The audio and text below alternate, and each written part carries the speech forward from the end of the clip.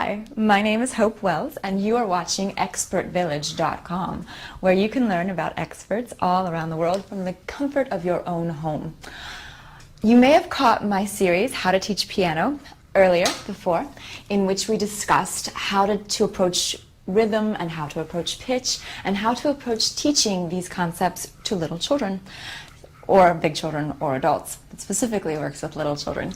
And then how to read those things on a page, how to read the score of music. So we're going to start today with all of those basics already covered.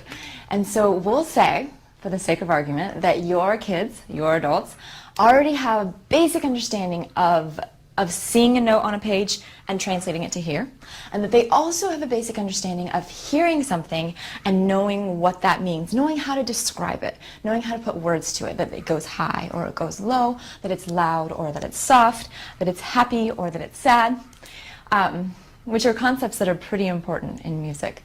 So one of the things that is very important to get your students to understand is that there are sort of fixed positions on the piano that we use a lot. They're not fixed forever, they're not fixed permanently, but none of these nuances matter to a 6-year-old. They need to know where the right keys are.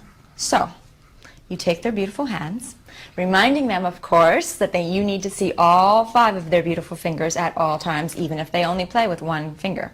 And I think I had mentioned earlier that your kids are going to want to play with this finger, their pointer finger, ad nauseum, and you have to remind them that they have 4 other functioning fingers.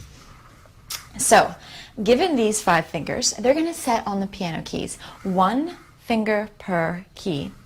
And if you can teach them that to start with C, but not to only do C, you are accomplishing great things for humanity.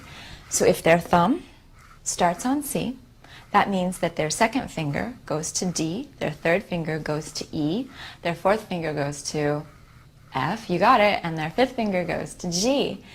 This is called C position. Both hands will need to be in this position, but not both thumbs on C. This is a difficult concept because our bodies are sort of symmetrical out, not symmetrical exactly. They're mirror images of each other. So your kids are going to want to feel like their ones need to be on the same note, and that will make sense to them. But when you switch into a position like this, it's not true. So your 5th finger on left hand will need to be on C. Your 4th finger goes on D.